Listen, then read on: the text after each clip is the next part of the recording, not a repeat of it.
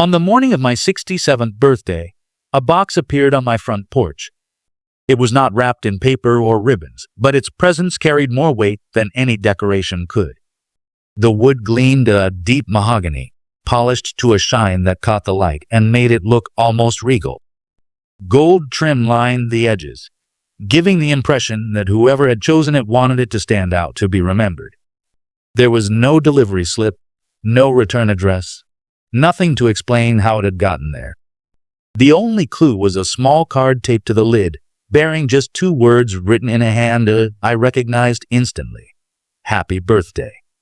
The handwriting was sharp, deliberate, almost etched into the paper. I didn't need a signature. I didn't need more than a glance. It was my daughter's. Emily. The name alone carried the weight of years. She and I hadn't spoken in what felt like forever, and not for lack of trying on my part. After her marriage, she had drifted from me like a boat carried by a tide I couldn't fight. Calls stopped. Visits ended. The only glimpses I got of her life were through whispers from neighbors or the occasional word passed by a family friend. And now, after all this silence, she had sent me something. With careful hands, I lifted the lid of the box. Inside, nestled in velvet, lay 10 Cuban cigars. Not the kind you pick up from a corner shop, but rare, expensive ones. The kind men in their prime might boast about while pouring each other a drink, as if luxury itself was a badge of honor. Years ago, I might have bragged about them to my friends, lit one in celebration, let the smoke curl into the air like a symbol of good fortune. But Emily knew, or should have known, that I had quit smoking.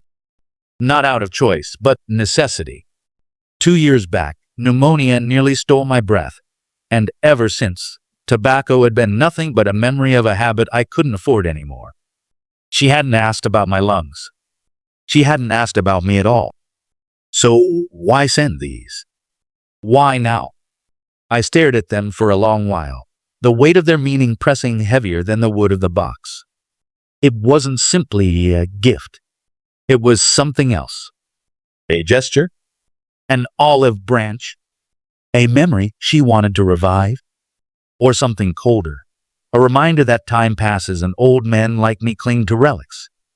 Eventually, I carried the box to my neighbor and old friend Richard Hale. He was Emily's father-in-law, a man who still smoked with the stubborn pride of someone who refused to let age dictate his pleasures. Handing the cigars to him felt right at the time, as if passing the gift along might lighten the confusion in my chest. Maybe, just maybe, it was Emily's way of reaching out, of remembering me again through someone still tied to her life. But even as I walked back home, empty box under my arm, I couldn't shake the unease. Something about the handwriting, the timing, the choice of gift, it all seemed too deliberate, too precise. I told myself it was paranoia, that perhaps I was just a lonely old man reading too much into a gesture. Still, that mahogany box with its gleaming trim sat heavy on my kitchen table, glowing in the lamplight like it had a story of its own to tell. And in the silence of my empty house, I found myself whispering into the quiet, "Emily, what are you trying to say?" The morning after my birthday, the phone rang with a sound that split the silence of my kitchen. It was Richard's wife. Her voice trembled on the other end, every word clipped and frantic. "Jack," she said, "Richard's in the hospital. He collapsed last night. They don't think it was his heart. They said it was something he smoked." My stomach tightened. I didn't need to hear more. The image of the mahogany box and the cigars inside had hit me with the force of a hammer. My hand gripped the receiver so tightly that my knuckles burned. I admitted it quietly, almost ashamed to hear the words aloud. I gave them to him. There was a pause on the line, the kind of silence that says more than words ever could. Then, in a whisper, horrified, "You!" She didn't finish the sentence. She didn't need to. I hung up and sat there for a long moment, staring at the empty box on my table. Its gold trim shimmered under the light, mocking me. The cigars were meant for me. Me, Emily's handwriting, her sharp, deliberate script, still burned in my mind. Why send them now? Why, after years of nothing but silence. Later that evening, I walked into the hospital. The smell of antiseptic hit me instantly, sterile and suffocating. Machines beeped, tubes ran from Richard's arms, and his chest rose and fell with the help of a machine. Alive, but barely. His wife sat in the corner, clutching a styrofoam cup of coffee, her hands shaking so badly it spilled onto the floor. "They said it wasn't natural," she whispered when she saw me. "The doctor, he said it wasn't his heart. It was poison." The word lodged in my chest like a shard of glass. Poison. I sat by Richard's bed, listening to the machines click and hum. His face was pale, his breathing shallow. This was a man I'd known for decades, a man who once lifted barrels in his youth with ease, now barely hanging on because of something that had come from my porch. From my daughter. I drove home that night with the November air cutting through me like knives. Every breath burned in my lungs, reminding me of the pneumonia that had once nearly killed me. Emily had known about my lungs. She had to. Why would she send cigars of all things? Unless they weren't meant as a gift. Back in my kitchen, I picked up the card again. Just 2 words. Happy birthday. No warmth. No signature. Just her unmistakable handwriting. I traced the letters with my finger, sharp and cold as if they had been carved by someone who no longer saw me as her father, but as something else. I remembered her as a little girl, pigtails bouncing as she laughed across the yard, her tiny hand clutching mine at the zoo, her head resting against my chest as she drew invisible maps with her finger. That child was gone. In her place was a woman I hardly knew, one who hadn't called me dad in years. The next morning, I walked into the local police station. A detective named Morales, sharp-eyed and direct, met me in the lobby. I slid the box across her desk and told her everything: the cigars, Richard's collapse, the doctor's word, poison. She studied the box carefully, then raised an eyebrow. "Mr. Carter, this is a serious accusation. Are you sure your daughter sent these?" I looked her dead in the eye. I know her handwriting. A father never forgets. She nodded slowly, jotting notes in her book. "We'll run tests. But I need you to understand, without a hard proof, handwriting alone won't hold in court." I walked out of that office with her warning echoing in my mind, but my heart had already made its judgment. The truth cut deeper than any disease I'd ever fought. My daughter hadn't remembered me with kindness. She had remembered only what she stood to gain when I was gone. And for the first time in my life, I wondered if my survival had become her greatest disappointment. That night, sleep refused to come. I sat in my recliner staring at the ceiling, listening to every creak of the old house as if the shadows themselves were whispering her name. Emily. My Emily. I tried to push away the thought of poisoned cigars, but the mahogany box gleamed on the kitchen table, a cruel reminder. Its emptiness carried more weight than if it had still been full. It wasn't just a gift. It was a message. My mind drifted back to when she was small, when I still believed that fatherhood was simple. She would sit on my lap as I smoked a cigar on the porch during warm summer evenings. Her tiny finger traced lines across my chest, pretending to draw maps. "Where does this road go, Daddy?" she'd ask. I'd laugh, kiss the top of her head, and tell her it led to adventures she'd one day take on her own. That little girl had been my whole world. But now, decades later, the same cigars she once watched me smoke had nearly killed a man I considered family. Was it coincidence? Or was it her way of weaponizing the memories we once shared? Detective Morales called 2 days later. Her voice was measured, professional.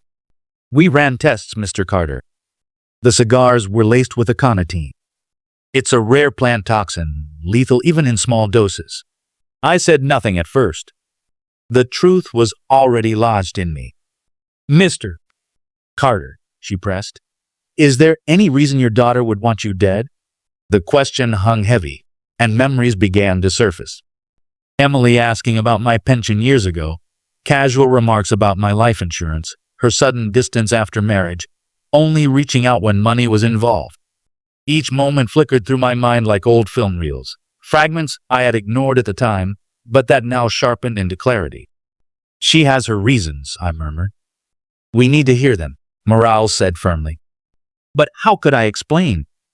How could I put into words that the daughter who once clung to my shoulders at the fair now saw me as an obstacle instead of a father? How could I confess that somewhere along the way, her love had withered into something transactional, conditional, sharp? Later that week, the phone rang again. Emily's voice came through. Sweet, too sweet. "Dad, did you get my gift?" My grip tightened around the receiver. "Yes," I said evenly. A pause. Then she asked, "Did you try one?" "No," I replied. "I gave them to Richard." For a long moment, silence stretched.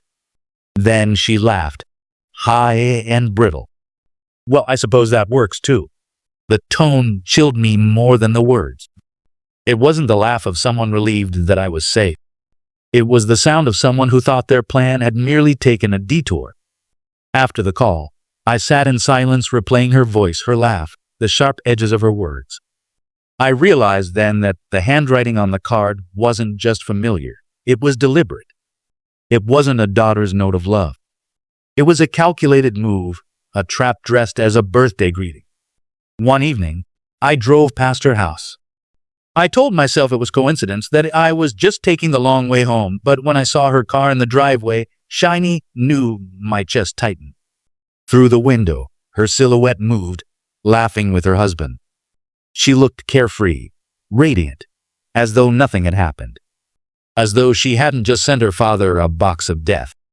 I didn't knock. I didn't even step out of the truck. I just sat there until the sun dipped below the trees, watching the house that once felt like an extension of mine, but now stood as a fortress between us. The truth had become inescapable. Emily hadn't reached out to reconnect. She had reached out to erase. And the daughter I once knew, the girl who drew maps on my chest, was gone. The next time the phone rang, I almost didn't answer. My gut told me who it would be, and my gut was right. "Dad." Emily's voice came through smooth as honey, but there was a stiffness underneath, a caution that betrayed her calm. "I was just thinking about you." "Were you?" I asked flatly. "Of course. How are you feeling? Did you enjoy your birthday?" I paused long enough for the silence to sting. "I did," I said finally, though it was nearly my last. There was the faintest hitch in her breathing.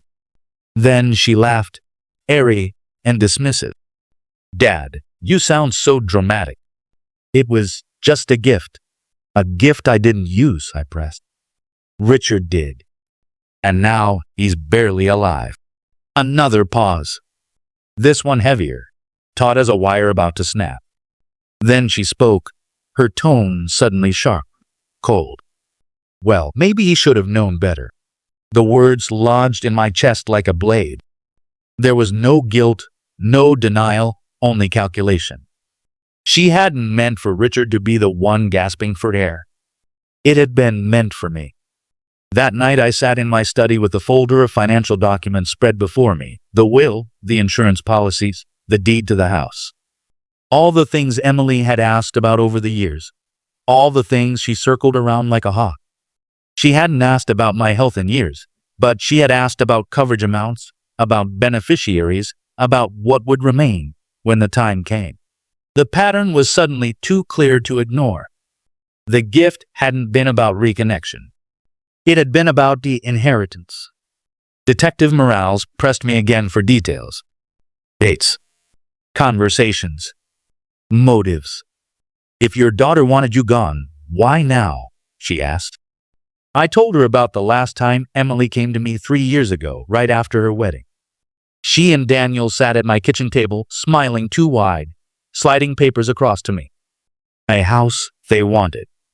A down payment they couldn't afford. They asked for more money than I had ever saved in my lifetime. When I told her I couldn't do it, her smile had hardened into something unfamiliar, something colder than disappointment. "So you'd rather cling to your savings than help me build my life?" she had spat. I tried to explain it wasn't about clinging, it was about survival. But in her eyes, I stopped being her father that day. I became a vault that wouldn't open. And vaults, eventually, are forced open. That memory bled into the present as I sat across from Morales. She tapped her pen, clinical as ever. People kill for less, she said, almost offhand, as though it were fact and not accusation. Her words were right. And that knowledge stung more deeply than any illness ever had. Later that week, Emily called again. This time her tone was softer, sweeter, like a daughter reaching for a father. Dad, I feel terrible that we've been distant. Life is short. I don't want regrets. Her words might have swayed another man. But her eyes, even over the phone, I could feel them measuring, weighing, calculating. I've been worried about you living alone, she continued. What if something happens? You should think about making arrangements. To make things easier. There it was. The play. Not concern. Not love. But positioning. She wasn't worried about me living alone. She was worried about what she wouldn't get if I kept on living. I told her calmly, I've already thought about it. I just updated my will. For the first time, her mask slipped. I heard it in the crack of her voice, the flicker of panic poorly disguised. She recovered quickly, but I had caught it. That's good, Dad, she said, a little too quickly. That's responsible. The conversation ended soon after, her words fading but the tremor in them ringing louder than anything else. I set the phone down, staring again at the empty mahogany box on my table. Her mask had cracked, just for a moment. But in that fleeting slip, I saw everything. And I knew, with a clarity that chilled me, that my daughter wasn't done. She was only beginning. The night after that phone call, I sat at my kitchen table with the old folder of documents spread before me like a shield. Inside were the remnants of a life I had built brick by brick, the deed to the house, insurance policies, retirement savings, and my will, written years ago when Emily was still the only name that made sense on the line for beneficiary. I stared at those papers with a heaviness that went deeper than ink and signatures. Back then, I had never imagined a world where she wouldn't be the natural heir. She was my daughter, my only child. Who else would I have left it to? But that was before silence stretched across years. Before poisoned cigars and brittle laughter. Before the day I realized she no longer saw me as her father, but as a ledger waiting to be cleared. The next morning, I drove to my lawyer's office. Mr. Jacobs had known me for decades. His glasses always slid down his nose, and his office smelled faintly of dust and old paper, the kind of place where secrets settled like sediment. He shuffled through my documents as I explained what I wanted. You're thinking of changing your will, he asked.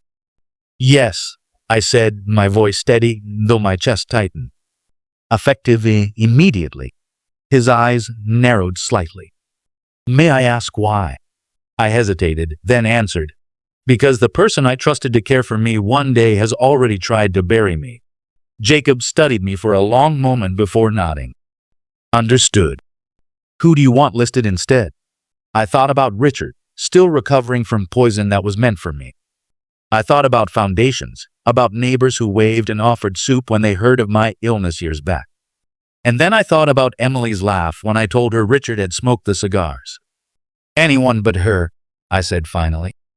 Jacobs nodded, and the pen scratched against paper as if sealing something far heavier than a legal update.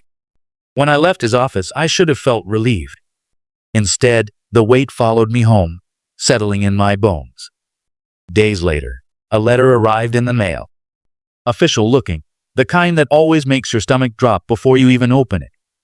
Inside were words that chilled me more than any poisoned smoke could. Petition for guardianship. Concerns of declining mental competency. Emily hadn't just been waiting for me to die. She was trying to take ownership of my life while I still breathed.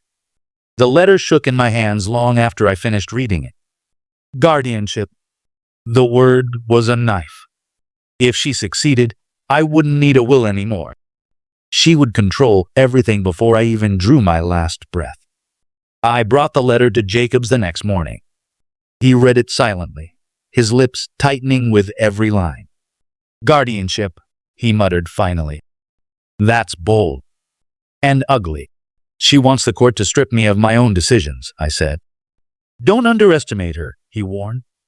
If she brings in neighbors, doctors, even receipts of small mistakes, judges take them seriously. Have you had lapses, Jack? Forgetting bills? Leaving the stove on? I clenched my jaw. I'm 67, not senile. I remember more than she ever gave me credit for. He nodded. Then we fight. Carefully. This isn't about anger. It's about evidence. And evidence, I knew, was one thing I had in abundance. But Emily didn't wait. Within days, the rumors started. Mrs. Patterson from across the street mentioned that Emily had told her I left my door wide open at night. A pharmacist squinted at me when I picked up my prescriptions, saying my daughter told them I sometimes forgot my medicine. At church, whispers rippled through the pews. Such a shame, people murmured. Poor Jack isn't all there anymore. Good thing Emily's stepping in. It was a campaign as methodical as any election. She wasn't just poisoning cigars. She was poisoning reputations. So I began keeping a journal. Every conversation, every whisper, every lie. Dates. Times. Names. If she wanted to drag me into court, I would drag the truth with me, bound in leather. Still, the escalation gnawed at me. It wasn't enough for her to try to kill me quietly. Now she wanted to erase me publicly, to brand me incompetent before the eyes of the community I had lived in for decades. She wanted to strip me not just of life, but of dignity. The final blow came a week later. Another letter, this time from my bank. Confirmation of transfer. Property deed reassigned. Signature verified. My hand froze on the page. My signature stared back at me, but it wasn't mine. The loops and strokes were familiar, but wrong, a stranger wearing my face. And beneath it, the witness line carried her name.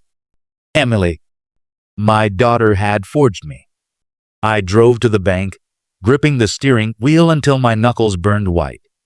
The young manager's smile faltered the moment I slapped the paper onto his desk. I never signed this, I said, voice flat. That is not my hand. He glanced at it nervously. Mr. Carter, it went through all verification channels. The notary confirmed it. We even have a witness. Who? I demanded. He swallowed hard. Your daughter, Emily Hale. For a long moment, silence stretched between us. Then I laughed, a bitter, humorless sound. So the witness to my signature was the very person who forged it. The manager paled. Sir, if that's true. It is true, I cut in coldly. And if this bank doesn't reverse it immediately, you'll be defending yourself in court alongside her. By the time I left the building, the truth weighed heavier than ever. Emily had moved beyond subtle manipulation. She was no longer satisfied with waiting for inheritance. She wanted everything now, my name, my property, my dignity. But in her greed, she had made one mistake. She thought I was an old man with fading strength. She forgot that I had spent a lifetime building my world with patience, with records, with proof. And now, proof was the very trap that would turn against her. The day of the guardianship hearing arrived draped in tension. The courthouse smelled faintly of old wood and stale coffee, the kind of scent that clings to a place where too many lives have been argued into or out of ruin. I wore my best suit, the one Martha had pressed for me before her last Sunday service. The fabric was a little worn, but it still held the shape of dignity. Jacobs walked beside me, calm as ever, carrying a leather briefcase packed with documents, receipts, and my journal. This isn't about emotion, he reminded me in a low voice. It's about order, evidence, and truth. Let her overreach. Let her arrogance work against her. We entered the courtroom where Emily was already seated with her lawyer. She wore black, as though she were already mourning me, her posture elegant, her expression carefully controlled. Her attorney looked sleek, polished, the kind of man who smiled only when billing clients. I saw her glance at me, her eyes flat, a flicker of something between triumph and disdain in them. The judge, an older woman with sharp eyes that suggested she had seen every trick in the book, opened the session. Petition for guardianship over Mr. Jack Carter. Ms. Hale, you may begin. Emily rose with practiced grace. Your Honor, she began, her voice smooth and sorrowful. My father has been declining. He forgets basic tasks, leaves his home unsecured, neglects his health. I fear for his safety. Her words were measured, dripping with concern. She gestured to her lawyer, who handed over papers and affidavits. Testimonies from neighbors claiming I left doors open. Statements from a pharmacist suggesting I was confused about prescriptions. Even notes from distant relatives implying I had grown forgetful. The whispers started almost immediately in the gallery. Heads shook. Pitying glances drifted toward me. Poor old Jack, losing his mind. Poor man. Thank God his daughter stepped in. Emily's voice softened, cracking just enough to sound believable. This isn't easy for me, she said, pressing a hand to her chest. But I love my father. I just want to protect him. The judge nodded once, then turned to me. Mr. Carter, how do you respond? I stood slowly, the weight of every year heavy in my spine but none in my voice. Your Honor, I said clearly, I may not be young, but I am not incompetent. Emily's lips tightened, her mask slipping just slightly. I continued, my hand gripping the leather-bound journal I had carried in. I have managed my home, my finances, and my health with more care than my daughter has ever managed her own marriage. She paints me as confused, but I have documented every conversation since this campaign began. Dates, times, exact words. Neighbors pressured. Pharmacists misled. A slander machine designed not to protect me, but to control me. Gasps rippled through the room. Jacob stepped forward, placing copies of my will, updated insurance documents, medical records, and journal excerpts before the judge. This is not a man incapable of managing his affairs, he said firmly. This is a man targeted by greed. The judge scanned the papers, her expression tightening as her eyes flicked from one page to another. Then she looked at Emily. Ms. Hale, it is unusual for a daughter to seek guardianship of a parent who maintains this level of organization and independence. What I see here is not decline, but deliberate slander. Emily's lawyer tried to object, but the judge silenced him with a glare that could cut glass. Petition denied, she declared. Her gavel struck the wood like thunder. For a moment, the courtroom was silent. Then whispers filled the air. But this time the tone had changed. Suspicion now swirled around Emily, not me. Outside, the crisp air hit me like a release I hadn't realized I'd been holding. But peace didn't last. Emily cornered me just outside the doors, her face stripped of its false concern. Her mask was gone. What stood before me was raw, venomous rage. You think this is over? She hissed, her eyes burning. You think one ruling will stop me? I met her gaze, calm and steady. It won't stop you, Emily, but it will slow you down. And every day you waste chasing my death, I'll still be living. Her lips trembled with fury. She leaned closer, her words a hiss sharp enough to pierce. You'll regret this. I stepped past her, my voice low and steady. No, Emily. You will. That night, back at home, I sat on my porch with a blanket over my shoulders. The wind rattled the trees, and the house creaked with the weight of silence. For the first time in months, I felt a sliver of victory, but it was hollow. Because I knew my daughter. She didn't accept defeat. She adapted. And if she couldn't take me through the courts, she would find another way. The war wasn't over. It had only shifted battlefields. 2 weeks passed after the guardianship hearing, but peace never came. If anything, the silence grew heavier, pressing down on me like a storm that hadn't broken yet.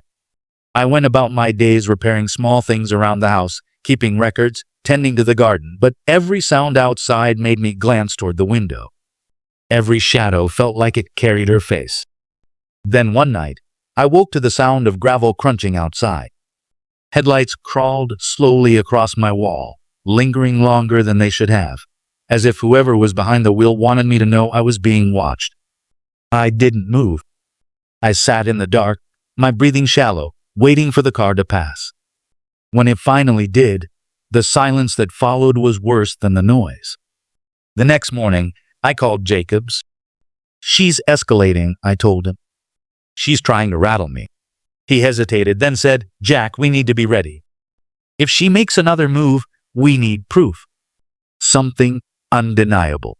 That proof came faster than either of us expected. 2 days later, Daniel, Emily's husband, showed up at my door. His shoulders were slumped, his eyes hollowed with guilt. He could barely look at me as he stepped inside. "She knows I talked to you," he admitted, his voice raw. "She's furious. She said I betrayed her." I poured him coffee and let him speak. His words spilled out like water breaking through a dam. Emily had been pacing the house, checking numbers, making phone calls at odd hours. Then he told me the part that froze my blood. "She asked me to check your car," he whispered. "She wanted to make sure the brakes were still working." For a long moment, I just stared at him, the words sinking in like stones. The car. The very thing I used every day to run errands, to drive to church, to visit the lawyer. She wanted to turn it into my coffin. That evening, Jacobs and I called in a specialist to wire the car. Every inch of it, bolts, brake lines, fuel lines, was fitted with discrete cameras. If she touched a single part, we'd have the evidence we needed. 2 nights later, patience rewarded me. I parked down the street and approached my house through the shadows. From there, I had a clear view of the driveway. And there she was. Emily. My daughter. My blood. She crouched under the hood of my sedan, a flashlight clenched between her teeth, her hands moving with a confidence that sent a chill through me. She wasn't fumbling. She wasn't guessing. She knew exactly what to cut. For 20 minutes, she worked, stopping only to wipe her hands on a rag. When she was finished, she stood over the car with a strange tenderness, as if admiring a painting. Then she slipped into her own vehicle and drove off into the night. I stayed frozen in the shadows until her tail lights disappeared. Only then did I step forward, my hand resting on the hood of the car. It was still warm from her touch. My chest hurt, not from fear, but from the memory of a little girl who used to sit on this same hood, swinging her legs, begging me for ice cream. The next morning, Jacobs called. His voice was clipped, almost shaking. "She cut the brake line clean. If you'd driven downhill, you wouldn't have made it past the corner." I closed my eyes, the words washing over me with a mix of relief and grief. Proof. We had it. More than enough to end this. But instead of triumph, I felt hollow. Arresting her would mean headlines, trials, years in prison. My daughter, my Emily, reduced to a criminal in the public eye. And yet, what choice did I have? Leaving her free meant my death. That evening, I sat on my porch as the sun dipped low, shadows stretching long across the yard. The air was cool, the kind that whispers of endings.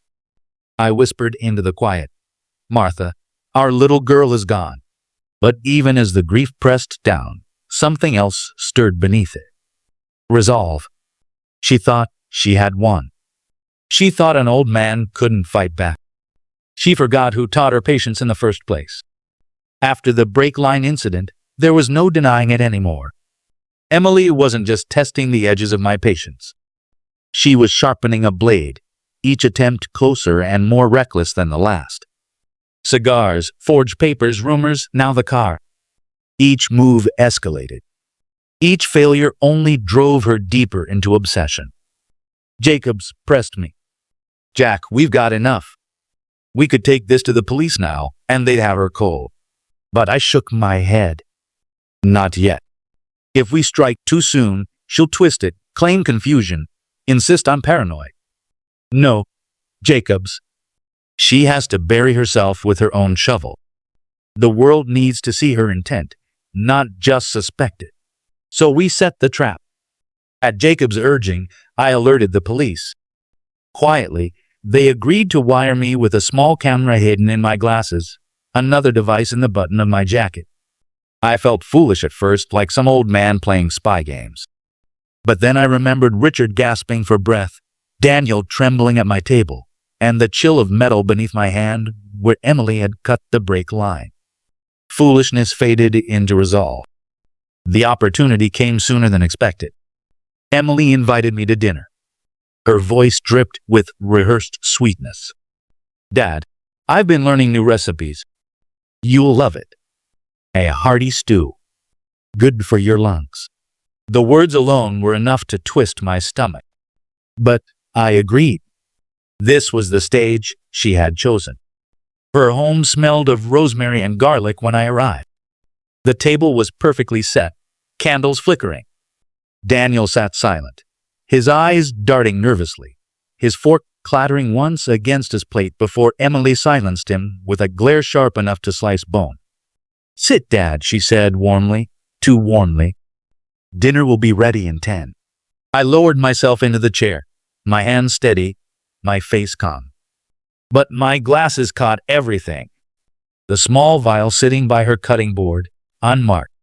The way she ladled stew into 3 bowls, humming softly as though she were feeding a family and not orchestrating a murder. Then, as if choreographed, she sprinkled a pinch of powder into mine. Not hers. Not Daniel's. Just mine. She set the bowl before me with a smile that looked almost genuine. Go ahead, Dad. It's good for you. I lifted the spoon, my hand steady, though my heart pounded in my chest. I let the stew touch the edge of the spoon, let the camera capture it all. Then I set it back down. Why don't you take the first bite, Emily? I asked quietly. Her smile faltered, just slightly. Oh, Dad, it's made just for you. You needed more. Before I could respond, Daniel's fork slipped again, this time clattering loudly onto the floor. His voice cracked. Stop it, Emily. Just stop. She froze, her eyes blazing. What are you talking about?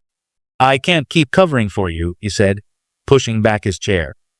His voice shook, but his words rang true. He knows. Everyone knows. Color drained from her face. Then her eyes turned to me, venom dripping from her words. You set me up.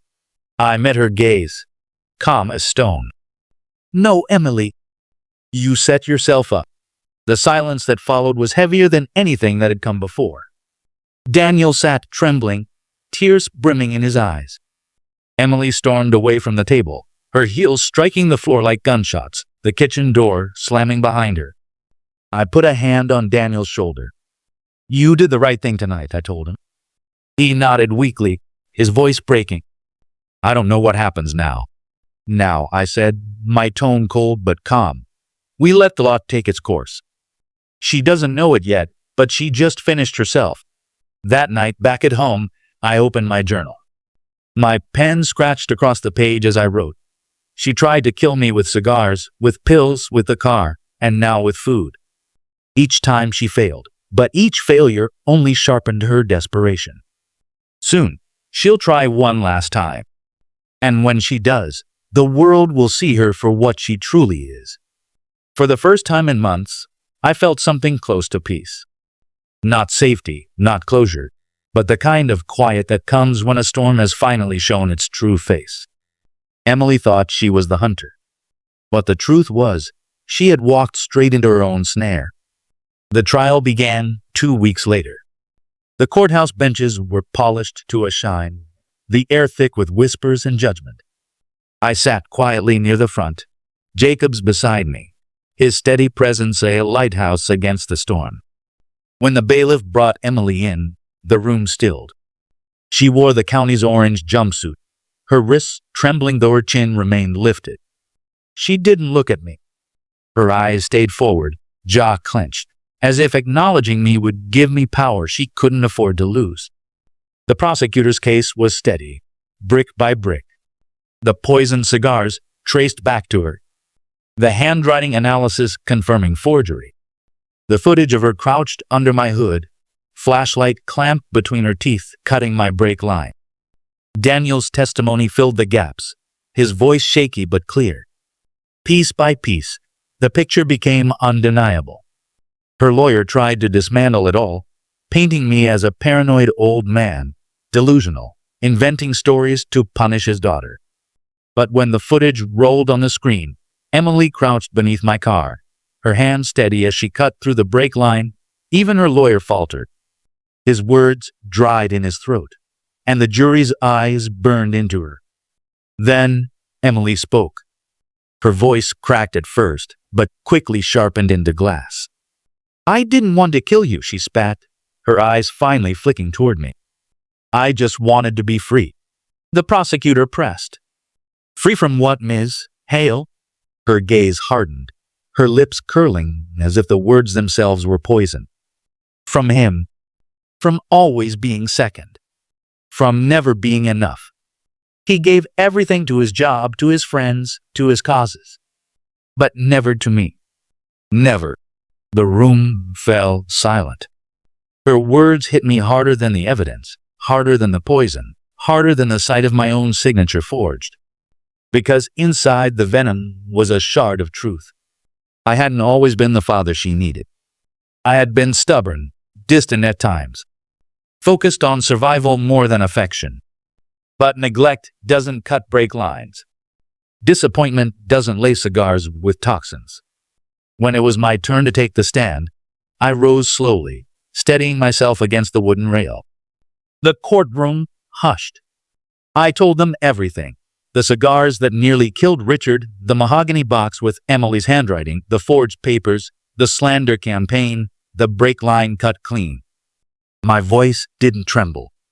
I didn't cry. I spoke as though I were writing my will, each word deliberate, final.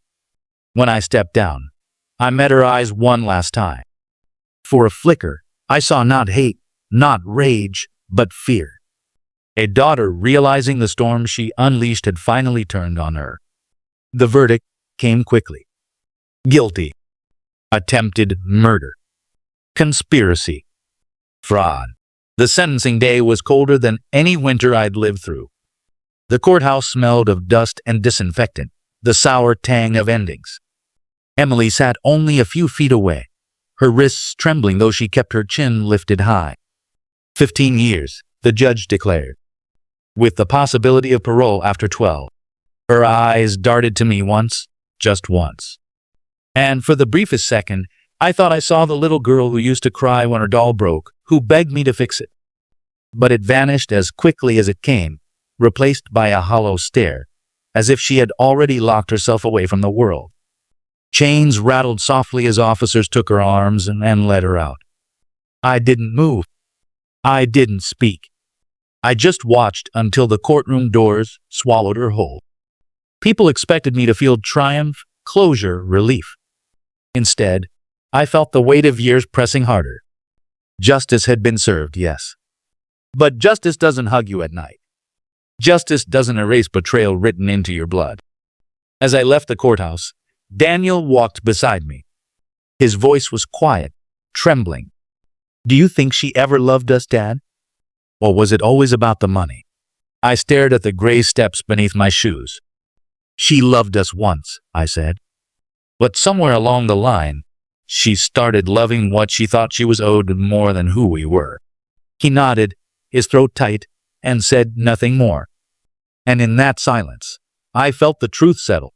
Winning in court was not victory. It was survival. In the weeks after the sentencing, the house grew quiet again. Too quiet. I found myself waking early, making 2 mugs of coffee before realizing there was only me. I would set them both down at the table out of habit, then push one aside, untouched, the steam fading into nothing. For years, I had lived in silence after Martha passed, but this was different. Before, I could imagine Emily might one day walk through the door. Now she was caged, and the distance between us had become permanent. The finality of it rang louder than any absence. Still, life doesn't pause out of respect for grief. The porch steps still creaked. The garden weeds still grew. Bills arrived in the mail with the same steady rhythm. So I began tending to them. I repaired the porch one afternoon, hammer echoing into the hollow air. Each strike felt like an answer to the question that haunted me. What do I do now? A few days later, I turned the soil in the garden. My hands sank deep into the dirt, black and cool. I planted tomatoes, peppers, a row of beans. Dirt under the nails is grounding. It doesn't ask who betrayed you or why. It only asks for water, for sun, for patience. And in return, it gives life. Neighbors began to notice. Mrs. Turner from across the street waved more often. One morning, she brought me soup and sat with me on the porch. She told me about her late husband, how grief never truly leaves but becomes lighter when shared. For the first time in months, I felt seen, not as the man whose daughter tried to kill him, but simply as Jack, a neighbor, a friend. Richard, meanwhile, was still recovering from the poison. His body weaker, his laugh quieter, but he carried on with a stubbornness I recognized. One afternoon, I saw him crossing my yard with his cane. He lowered himself into the chair beside me without a word. "I owe you my life," he muttered finally. I shook my head. "You don't owe me. We were both victims of the same box." He gave a dry chuckle that ended in a cough. "Funny thing about almost dying," he said. "It makes you notice small mercies. This breeze, for instance." We sat there in silence, listening to the leaves tremble in the wind. Survivors don't always need words. Sometimes, quiet company is enough. Daniel visited often too. At first, out of worry. He'd find me in the garden, sleeves rolled, dirt streaked on my hands. "You're working too hard," he'd say. "Work is what keeps me breathing," I'd reply. One evening, after helping me stake the tomato plants, he lingered. His voice broke the twilight silence. "Dad, do you ever think about forgiving her?" I leaned on the shovel, sweat dripping down my temple. Forgiveness, it isn't a switch you flip. It's erosion, slow, uneven. "The wound's too raw right now," I said. "But maybe one day." "Maybe." He nodded, jaw tight, and I saw the conflict in him. She was his sister after all. Betrayal doesn't erase blood. It twists it into knots you can't untangle. Seasons changed. The tomatoes ripened red and sweet. The porch no longer groaned under my steps. I began volunteering at the community center, fixing chairs, teaching kids how to sand wood, reading aloud when their parents couldn't. Their wide eyes reminded me of Emily when she was small, waiting for me to notice her. I did notice, but not always enough. That truth I'll carry until my last breath. Helping those children didn't erase what happened, but it reminded me that presence, quiet, consistent presence, means more than money, more than gifts, more than promises. Did I think of Emily every day? Yes. Did I forgive her? Not fully. Maybe never. Some nights I dreamed of her as a child, gripping my hand on the way to school, smiling when I told her a bad joke. Waking from those dreams was always the hardest part. But slowly, I learned something. Peace doesn't arrive like a storm breaking. It creeps in quietly, hidden in the ordinary. In the way a neighbor waves. In the laughter of children at the community center. In the taste of a homegrown tomato. Peace didn't come with the verdict. It came in these small, stubborn mercies. One autumn afternoon, Daniel and I sat on the porch, mugs of coffee warming our hands. The garden stretched before us, leaves turning gold. "You seem lighter these days," he said. "Maybe I am," I answered. Maybe I finally stopped asking why and started asking what now. He looked at me for a long moment, then whispered, "I'm glad you're still here, Dad." The words landed heavier than any gavel, warmer than any verdict. And in that moment, I realized survival isn't just about living through betrayal. It's about living beyond it. Can a man like me ever find peace after his daughter tried to erase him? Not the kind that forgets, no. That's a fairy tale. But the kind that lets you wake up, tend your garden, help a neighbor, laugh with your son. That peace is real. Betrayal may scar you, but it doesn't have to define you. You carry the scar, yes. But you also carry on. And in the end, that is enough.